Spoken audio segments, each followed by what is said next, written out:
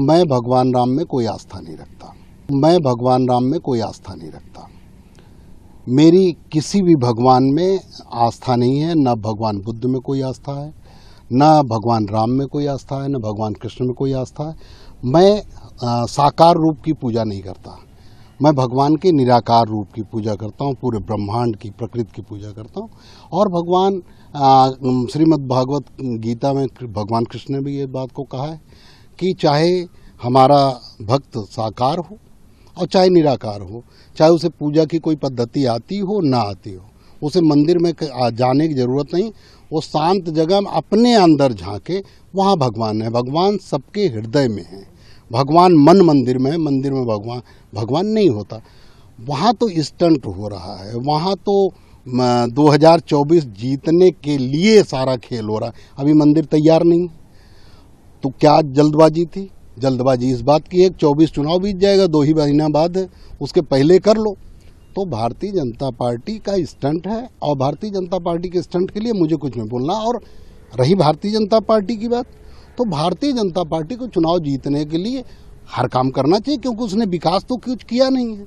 सड़क अच्छी बनी नहीं, नाली अच्छी बनी नहीं, उत्तर प्रदेश में कोई ऐसा काम, हॉस्पिटल कोई अच्छा बना नहीं, स्कूल कोई अच्छा बना नहीं, सड़कें जो बनी वो टूट गई, भ्रष्टाचार हुआ।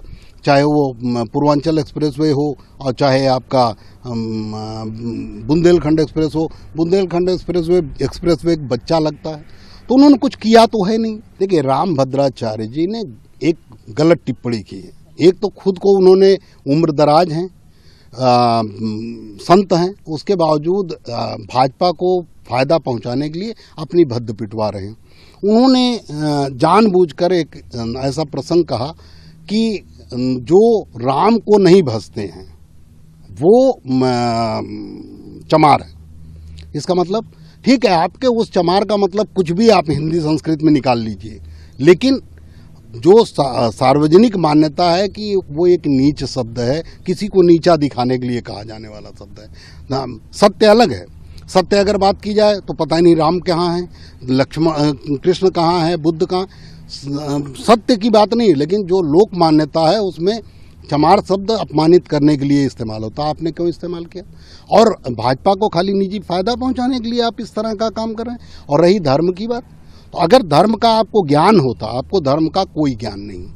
अगर धर्म का ज्ञान होता तो धर्म में भगवान श्रीमद् भागवत गीता कहती है, भगवान कृष्ण ने कहा है, अर्जुन को उपदेश देते हुए कहा है कि मैं किसी मंदिर में नहीं रहता, मैं सबके हृदय में रहता हूँ।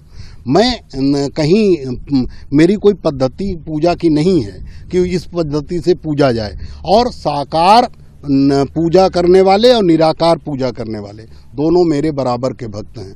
तो इसलिए रामभद्राचार्य के इस बयान की जितनी कड़ी निंदा की जाए, उसकी निंदा होनी चाहिए। और मैंने उसके लिए निंदा की। और मैंने कहा कि अगर भारतीय जनता पार्टी सरकार संविधान को मानती तो रामभद्राचार्य जी के खिलाफ अनुसूचित जाति निवारण अधिनियम के तहत कार्रवाई होती। लेकिन वो चूंकि उन्हीं के लिए काम कर रहे हैं, उनको वोट दिलाने के लिए काम कर रहे हैं, इसलिए उनके ऊपर कार्रवाई नहीं होगी और भारतीय जनता पार्टी संविधान को नहीं मानती।